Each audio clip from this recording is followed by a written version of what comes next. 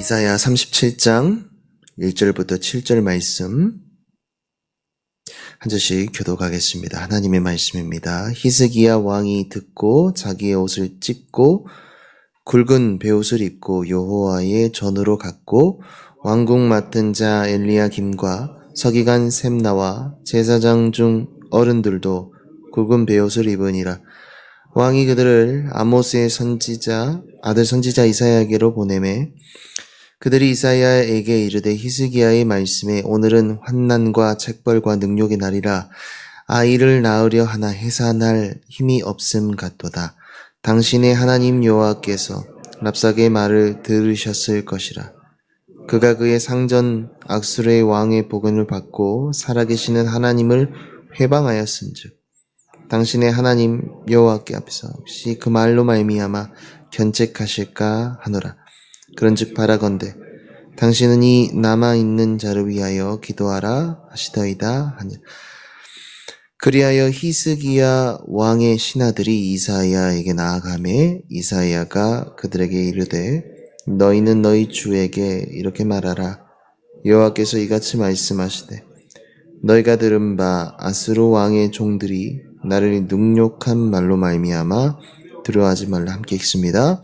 보라 내가 영을 그의 속에 두리니 그가 소문을 듣고 그의 고국으로 돌아갈 것이며 또 내가 그를 그의 고국에서 칼에 죽게 하리라 하셨느니라 하니라. 아멘. 무능을 고백하고 문제를 하나님께 맡겨라 라는 제목으로 말씀 나누겠습니다. 히스기야는 사네립의 요구대로 성전에 있는 은을 다 내주었습니다. 여호와의 성전 문에 금도 내어주었고요. 또 그것도 부족해서 기둥에 입혔던 금을 다 벗겨내가지고 사네립에게 다 가져다 주었습니다. 그런데 돌아온 건 배반이었고 사네립은 남유다를 절대 놓아주지 않았습니다. 히스기야는 랍사게의 말을 전해 들었고요. 이로 인해 참담한 심정으로 자기의 옷을 찢습니다. 그리고 굵은 베옷을 입고 여호와의 전으로 나아갑니다. 여러분, 히스기야는 유다에서 잘 보기 어려운 믿음의 왕 중에 한 사람이죠. 히스기야가 어떻게 믿음으로 성공하는 왕이 되었는가 우리 본문이 잘 보여주는데요. 모든 방법을 다 동원해서 잘 해결해 보려고 했지만 그렇게 되지 않았을 때, 그리고 상황이 점점 더 나빠지는 것 같은 이런 현실일 때 히스기야는요 하나님의 도우심을 바라고 있습니다. 그 도우심은 자신에게 더 이상 어떤 방법도 남아있지 않다는 것을 시인하는 모습이었습니다. 감당 못할 환난에 마음이 짓눌렸고요. 또 하나님 앞에 자신의 죄를 용서해 주시기를 빌고 있습니다. 여러분, 내가 도저히 감당하기 어려운 이렇게 절망스러운 상황이 맞닥뜨렸을 때요. 하나님 앞에 죄를 구하고 빌며 애곡하는 거 참 쉬워 보이죠? 우리에게도 그런 기억이 있을 수 있습니다.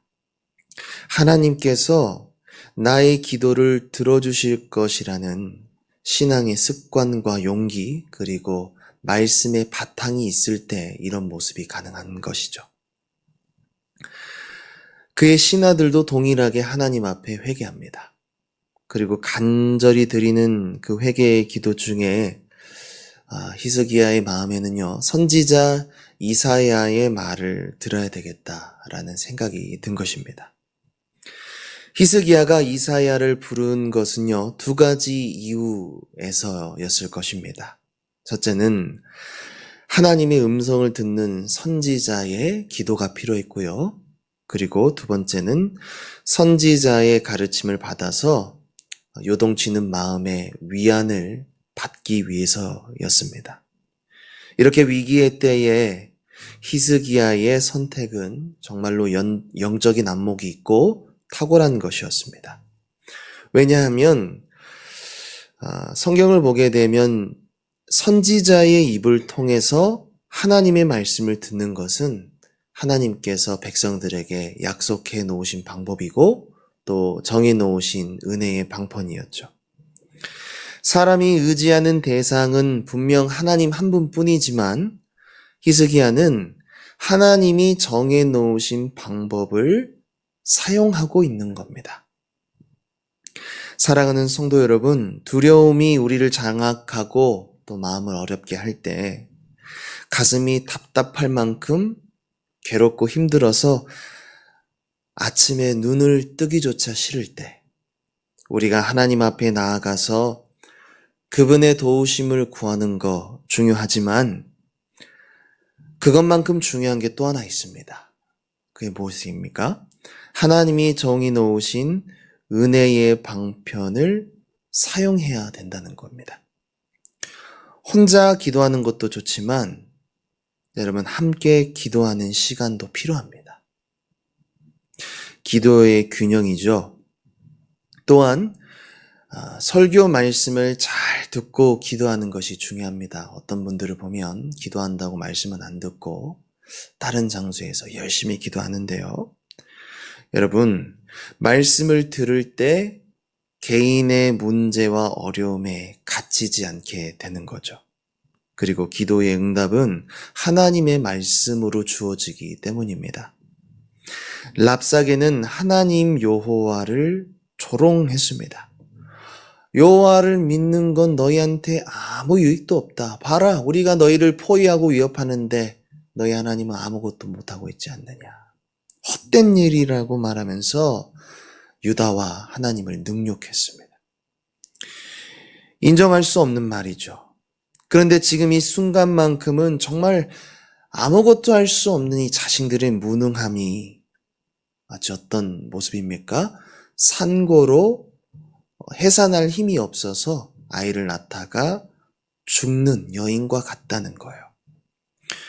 여러분, 이와 같은 때에 히스기야가 선택한 길이 무엇일까요?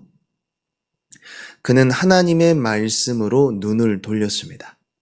그는 조급했지만 너무나 당황스럽고 감당 못할 이 두려움의 상황이었지만 그러나 기도했고 기도할 때 새로운 눈을 갖게 되었습니다. 이 문제의 근원을 정확히 파악하게 된 것입니다.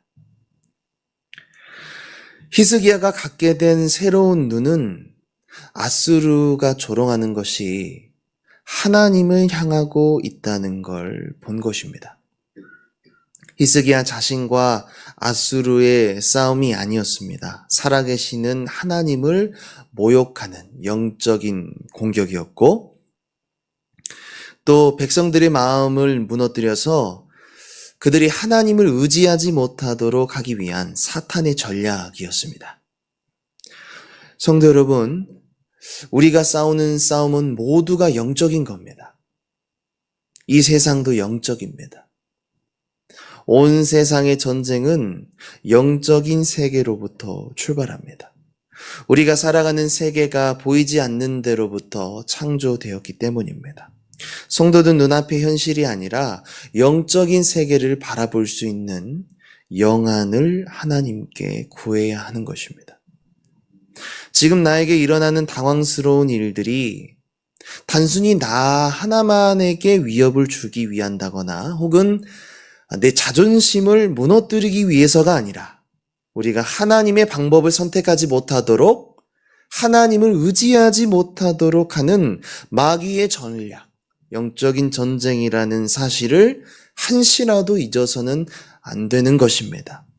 에베소서 6장은 그 영적인 공격이 얼마나 끈질기고 전략적인지를 잘 보여주는데요. 에베소서 6장 12절에 우리의 씨름은 혈과 육을 상대하는 것이 아니요 통치자들과 권세들과 이 어둠의 세상 주관자들과 하늘에 있는 악의 영들을 상대함이라. 마귀는 우리를 공격할 때 대충 하지 않습니다.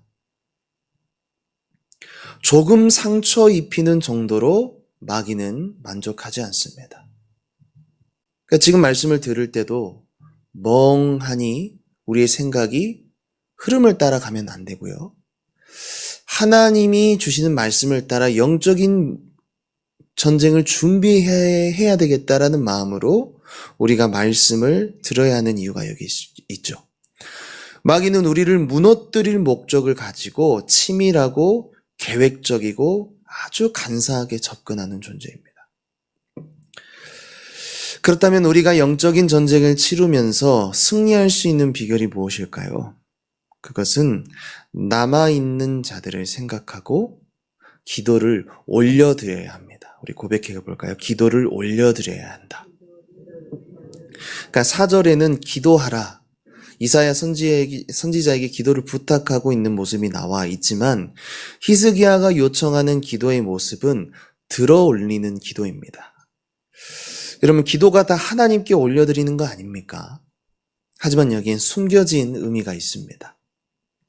기도를 들으시는 하나님의 위엄에 적합하도록 우리의 마음의 열성과 진지함을 담아서 기도하라는 겁니다.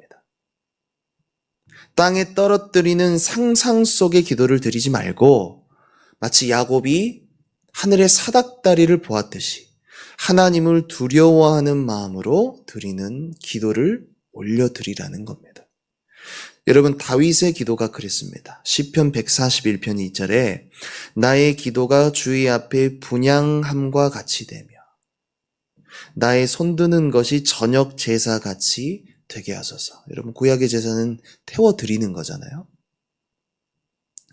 사랑하는 여러분, 기도를 하나님께 올려드릴 수 있기를 바랍니다.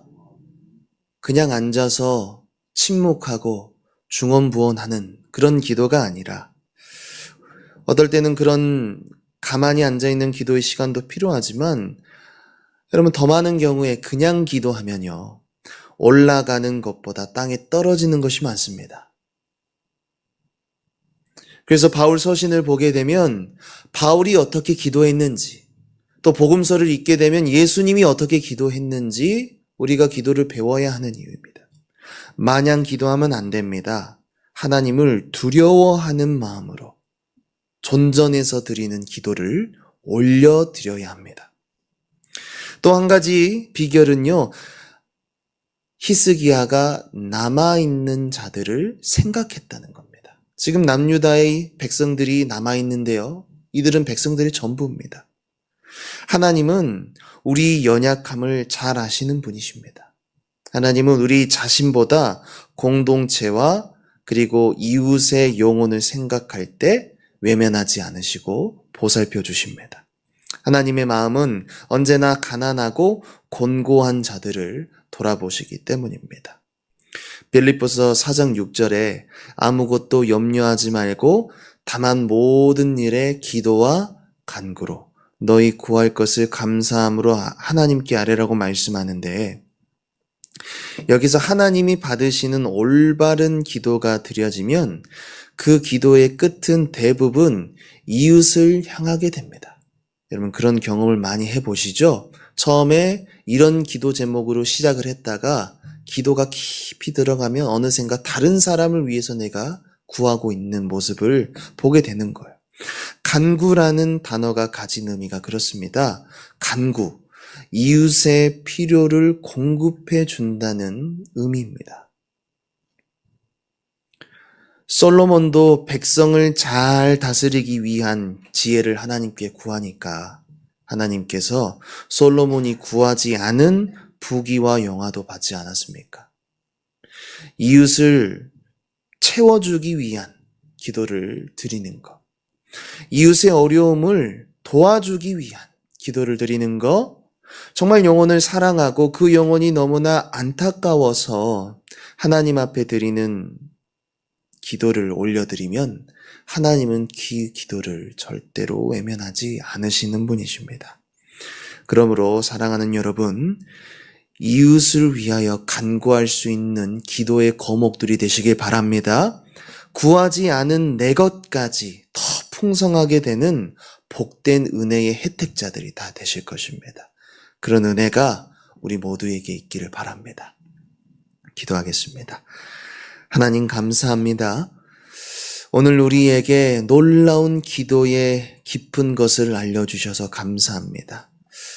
정말 아무것도 할 수 없는 무능함이 느껴질 때, 앞길이 꽉 막혀서 마음이 답답하고 아침에 눈을 뜨기조차 싫을 때, 하나님 우리가 하나님의 도우심을 바라며 하나님의 말씀에 더 가까이 나아가게 하여 주옵소서.